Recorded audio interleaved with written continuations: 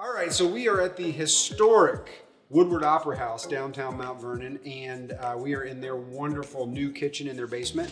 We're gonna goof around today. We're gonna try a few things. We are going to experiment with not only the equipment that is just, off the shelf new, but also with some pork chops, some veg, and some different marinades and different things we're gonna use. We are here with Ohio.Carrie.Cooks. Right? That's me. Yeah, I was hoping I was guessing kind of because I'm not good at remembering that stuff. But tell us a little bit about who you are, where you're from. I'm from Cincinnati, Ohio. I started out in fashion retail. I worked in Columbus at Justice Retail for a while. I decided that I really, really loved cooking and I had to follow my passion. So I went to culinary school in Salt Lake City. I worked out there for about a year, moved to Austin, Texas. Worked out there for 3 years. I worked at a restaurant called Odd Duck. They do completely farm to table. So this everything, is in Austin. Yes, yeah. Everything is local there. They use up all their products. They find uses for everything that most people throw away. So that really got me inspired. You said Odd Duck. Odd Duck in Austin. Yeah. And are they still there? Yeah, they're doing great. Yeah. So that really sparked my interest in finding ways to shop and cook locally.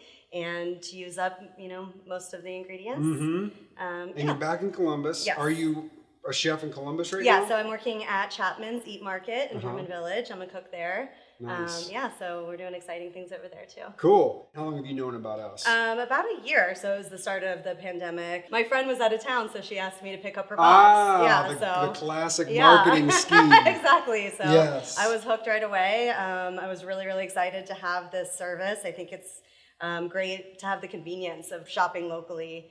Most places don't have anything like this, so it's really special. Well, in the beginning of all this pandemic stuff, we picked up a few legit home chefs, that had an Instagram following. And in the beginning of it, I was like, well, when we get back together, or we're able to get back together, we should do something. Mm-hmm. We should collab. So anyways, we're going to goof around today. We're going to do some pork chops. Yeah. What would you call this if you were to say this is what we're plating with? I would call this a grilled pork chop with a mustard tangerine sauce. Okay. We're going to do some carrots. We're going to do some kale. Yeah, and we're going to grill it all. Why okay. not? All right. Excellent.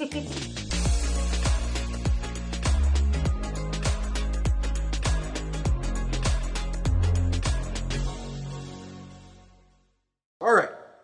We've got pork chops, we've got kale, we've got carrots. Tell me about what brine is. Brine is, in my mind, salt water. Yeah, that's what it is. Okay. So it's salt water. You can fancy it up. You can add sugar, you can add honey, you can add spices. Black peppercorn, garlic is common, bay leaves, and then you can add in some flavors that you're going to be using later too. So we have a tangerine marmalade, so I'm going to throw in some fresh orange into our brine. We've got a little brown sugar, black peppercorn in there. And what a brine's doing is basically switching the moisture from inside the meat with the salt water moisture. The salt water molecules are bigger, so they're going to get trapped inside. So when you grill, when you start to lose moisture, you're not going to lose as much if it's brined. And does it matter how long we brine? It depends on the size of the meat. Okay. If you've got a whole tenderloin, you definitely want to go 12 hours overnight. Yeah. You can do as little as an hour or two. It's still going to make a difference. It does. And you can do it with pork. You can do it with chicken. Yeah. I'm thinking at Thanksgiving, I always do a turkey into a big 5-gallon. Okay, so that works. Oh, yeah. I do it, and I'm like, well, the turkey was great. Yeah. I hope it was the brine. It makes a big difference. Okay. So the things about brining, you want to dissolve your salt and your sugar into your water, and then you want to add it to cold water because you don't want to submerge the meat into warm water. Right, you start to cook it perhaps or something exactly. weird. Okay. So even if you only have an hour or two, it's definitely worth doing. It's going to make a big difference in the quality of the meat. Yeah. And this is one of the tricks that the reason meat's so much better at restaurants. Yes, because they're brining everything. Oh, yeah. They're days before. Wings, everything. Right. Yep. You got a brine going. Yes. And it's water, it's sugar, it's salt, it's peppercorns. Yes. And then did you do anything else in that yet? Nope, that's all that's in there, and we're just getting it hot enough to dissolve. Hot, yeah. So you could even just pour boiling water over it. The only thing that's necessary in the brine is the salt. Everything else is just for extra flavor. Gotcha. So we've got some ice water here, and that is just so we can cool down what we've just heated up. And it's gonna dissolve right in there. We don't want to cook the meat as it brines. So if you were making this ahead of time, you could warm up the whole thing, but yes, we want to put the meat in right away. So I'm putting some oranges in here. Beautiful. Just for flavor. Make sure, yep, that's nice and cool. Okay. And so as a home chef, if I'm doing this in my house and I'm thinking I'm going to do this tomorrow night. Yes. I'm going to get like a Ziploc or something that I can submerge. It doesn't matter what it is, but as long as the meat's all the way under the brine, totally under, you're good. And I actually did this amount with 4 pork chops at home. So yeah, as long as your container can hold it. So we're just going to go ahead and submerge that meat right in there. I mean, technically, you could just leave it in the Pyrex. Oh, yeah. And put that in the fridge. Yeah, that's exactly what I did. Gotcha. My oranges are kind of in the way, but yeah, we're just going to get that submerged. And we're going to let that rest for 2 to 12 hours. So you could do it the night before, or you could do it right when you get home from work. All right. So these have been brining for 2 to 12. Yes. I forgot about them. 24. Doesn't matter. It's not like they're bad. Yeah, you don't want to go too long. I wouldn't go longer than 24 hours. It could get too salty. It could start to break down some of the meat. Gotcha. So the texture could get a little strange. So we're going to pull that out. We are going to discard this liquid. You don't want to reuse that. Our pork chops are brined. So it's going to hold on to the moisture that's on the inside of the meat. But now we want to kind of dry off the outside. The purpose for that is more moisture is going to inhibit a sear and inhibit like a nice brown crust. Right. So if you pull it straight out of the water, you just want to kind of pat it dry, both sides. Or like I said, you could leave it in your refrigerator on a rack like this, you know, up to a day. Gotcha. I find that one of the most important things that I've learned is that you don't start cooking when you're hungry at 5 o'clock. Yes, yes. Because it all takes so much more time than that. And so, like, there's times when, like, on a Sunday, I'll do nothing but I'll just prep ingredients. Right. So then I got them. So I don't even know what I'm going to do with them. Yeah. I make a whole thing of black beans. I'm like, I'm not sure what I'm going to do with that exactly. yet. But tomorrow I'm going to be hungry and I'm going to want those. Right. And if I didn't do it today, they won't be ready. Exactly. Yeah. It takes a little bit extra planning, but I agree. I cook the same way. A lot of times I start putting things in a pot and I don't even know what I'm doing. Yes, this is going somewhere. At least it's going to be healthy. I know that. Yes, exactly. So I'm just going to hit it with a little bit of oil. I like to use grapeseed for high heat cooking. Okay. It has a fair amount of salt already through it, but we do want to add a little bit of salt on the outside. Which you and I had just talked about. Yes. The difference between home chefs that are not getting the flavors they want and something that, you know, like I could never make it taste like that. A lot of the times it's under seasoning. Yes. You're seasoning all the way. We've already seasoned once in brine. We've seasoned now again. Right. I'm guessing this won't even be the last time that we season. Right, yeah, we're going to do a little finishing salt at the end. You're exactly right. Salt brings out flavors. So a lot of people just kind of skip the seasoning that professional chefs do. We season rice. We season lettuce for salads. You know, I mean, you're seasoning all the different layers. Yes, it's not like, oh, I wish this was saltier. It's what I'm doing here is going to enhance a flavor or bring something out. Exactly. Okay. Yeah. Gotcha. Oops, I ate one of your wedges. Were you going to use that in the sauce? I'm only need one. So I just made a simple little sauce with a few of your guys' awesome ingredients. This mustard is amazing. It's a little Brownwood bit sweet. Farms mustard, a little bit salty, or a little bit sweet, a little bit spicy. I've never heard of Tangerine. It's incredible. Yeah. So this is a nice little marmalade. And then bear beret seasoning, which is a kind of spicy Ethiopian seasoning mix. I absolutely love it. Pretty much on anything. Yep. So I've done 2 tablespoons of the marmalade, 1 tablespoon of the mustard, half a teaspoon of the seasoning mix, half a teaspoon of salt, a little splash of red wine vinegar just to give it a little bit of more pop, and a squeeze of orange just for some freshness. And you can play with the ratios on these. There's no rule here. If you like more salt, if you like more spice, you know, you can kind of edit it. But I love like a sweet sauce on a pork chop. Yep. So we're just going to mix that together. And you put a little heat in there with the Ethiopian. Exactly. So you're going to get got some cayenne. You think it'll lead with the heat or finish with the heat? It's really nicely balanced. Yeah. You get a lot of sweet and heat right at the same time, so that's great. So no cooking, no chopping, just a couple different sauces mixed together. Super easy. So that's ready to go. All right.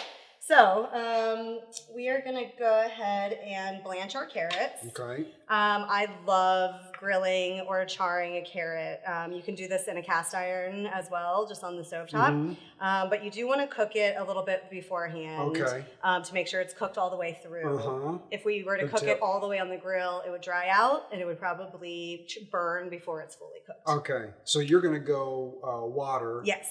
And just like, I mean, would you call that par cooking it? Or is Yeah. that like... Yeah, it is par cooking. It's a blanch. Yeah. So we are going to add... Before you go, what else would you do that with? Carrot, like I wouldn't think to do that with carrots. Yeah. What else would I not be thinking to do that with? Potatoes? Potatoes, squash, anything that's real starchy and going to take a little while to cook. So I'm not going to do it with the kale because that's going to cook quickly. Yes, right. Okay, gotcha. Okay, so I've got a few carrots here. We're going to blanch them off in some salt sugar water. That's just going to incorporate some flavor. Blanching them is going to help them retain some of their color when we put them on the grill.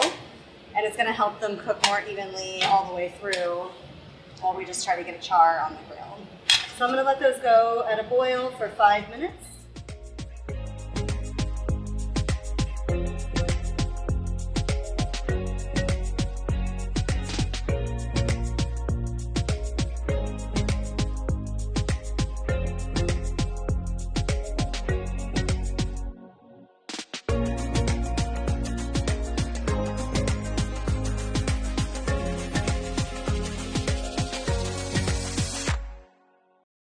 Now we're gonna grill this bad boy off. If I had a charcoal grill, I would be picking that. We're inside the kitchen today. So you wanna make sure that it's super, super hot. We want a really, really nice sizzle and sear right when we put it down. We don't wanna be steaming this thing, we wanna be charring it. Right, that seems like a classic move where it's like, hey, I just turned the oven on, here's my pan, and I'm just let it warm up with the pan. Nope, you're never gonna get a sear if you do that. So yeah, we got a lot of smoke, a lot of sear going on. I'm gonna gently push it down just to make sure it's all making contact, but you don't wanna smush it and lose a lot of moisture. And we're gonna take about 5 minutes to cook this guy. We're gonna temp it at 5 minutes. If we need to go longer, we need to go longer. If not. And you're going for, what'd you say, $1.30? We're looking for about 135 here. And that is thinking medium? That's medium. It's going to carry over a little bit to 140, 145. We definitely don't want to take it well done here. That's what's really going to dry it out. Like we were saying earlier, pork does not need to be well done. Yes. That is a very old, misconception. Our grandparents, trichinosis and cereal, but not anymore. So I don't care so much about a perfect grill mark. I think it's honestly a little old-fashioned. I like to kind of move it around a little bit, but I'm going to let it sit as long as possible because the more it sits on that hot spot, the more color we're going to get. Gotcha. So it's been about a minute. You can see some nice char there. I'm going to rotate it.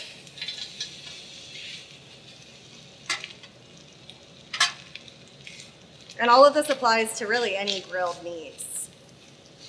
The hot pan, letting it sit, getting lots of contact.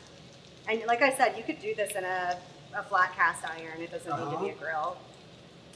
But ideally, charcoal grill. Yes. So if you'll notice, I did not actually marinate it ahead of time. We've got enough salt in there from the brine. We're going to do a reverse marinade. Okay. So when I put the sauce on the hot meat, it's going to start to absorb some of that flavor. Really? Yeah. And a lot of marinades have quite a bit of sugar in them.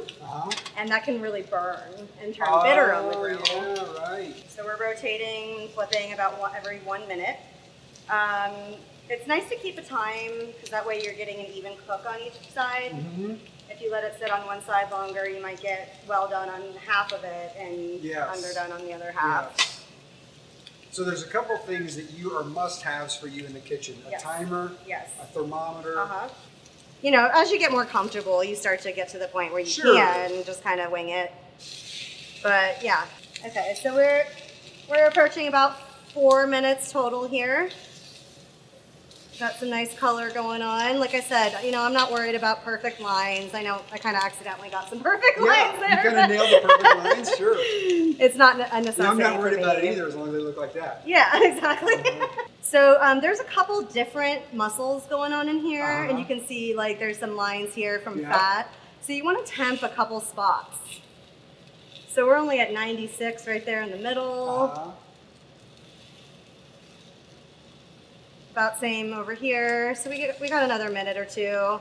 This edge is a little bit warmer. 120. I'm gonna do a little trick. I'm gonna take it off. I'm gonna put my sauce on. So this is, we're slightly undercooked here. And I'm gonna let this sauce kind of marinate into there. And we're gonna throw it back on the grill for about a minute or two towards the very end. Kind of char up that sauce, get it nice and incorporated, and finish off the cook here. So I'm gonna set that aside. Okay, so we've got our carrots. They've been blanched for 5 minutes in salt, sugar, water. I have a little bit of oil on here and a little bit of salt. So now we're not looking so much for a cook here, we're just looking for some char. So we wanna go in a hot spot.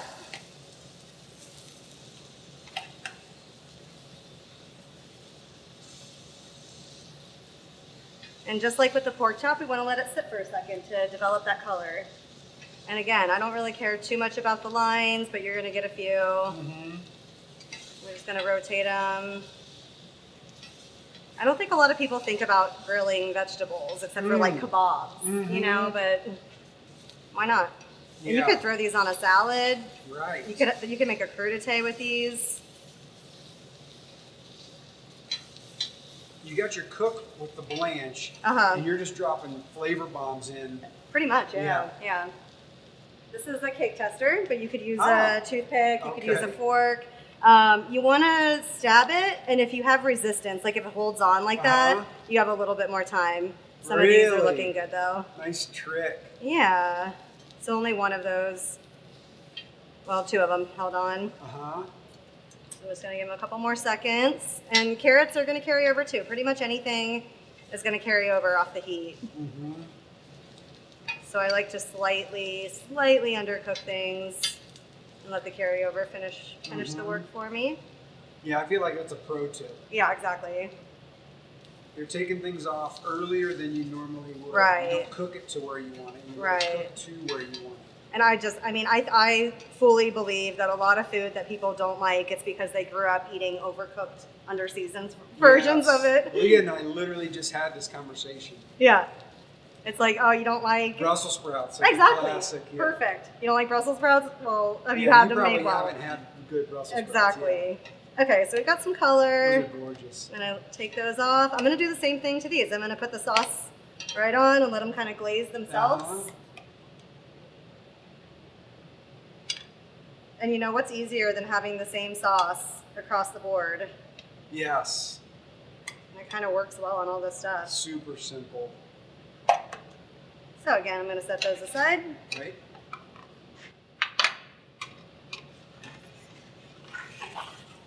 So my pork chop's about 125 degrees.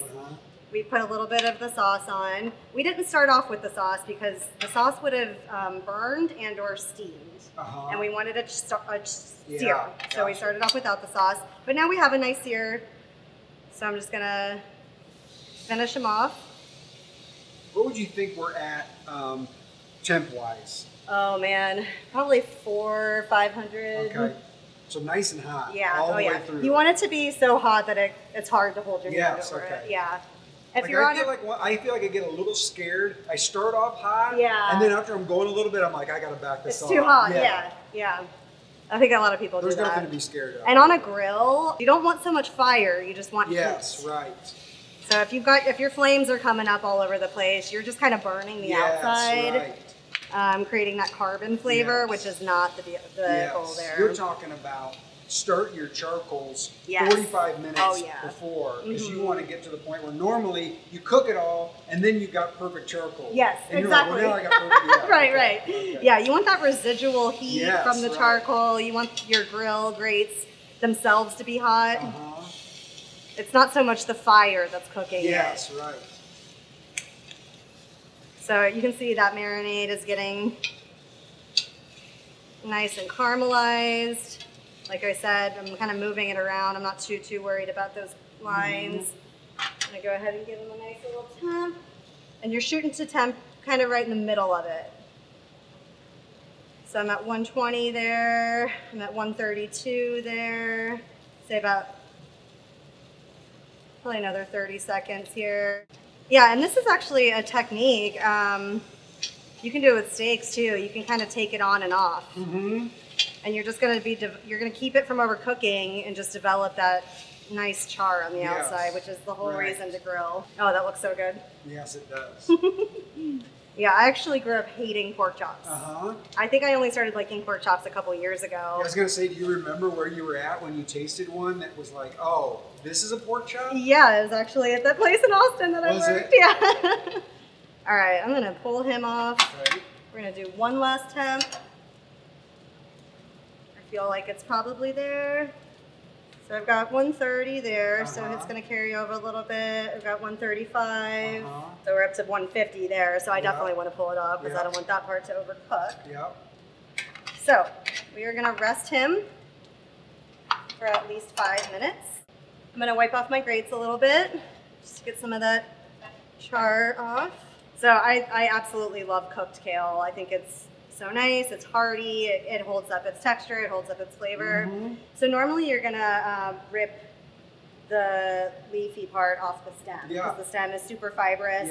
I'm gonna keep the stem on this time so that it holds its shape while we're grilling. It gives it its own built-in kebab exactly, stick. you can kind of hold on to it there. Okay. So, of course, here we don't care so much about how far it's cooked. I just want a little char, and it's gonna basically just wilt. See, it's starting to get a little black there. You can do this with collards. You can do this with any of the heartier greens. See that nice char there? And really, you could do this and then turn the kale into a salad. Yeah, I love the juxtaposition of hot, wilted greens with even a crispy something. Oh yeah. Caesar, romaine, and it all goes together. That would be delicious.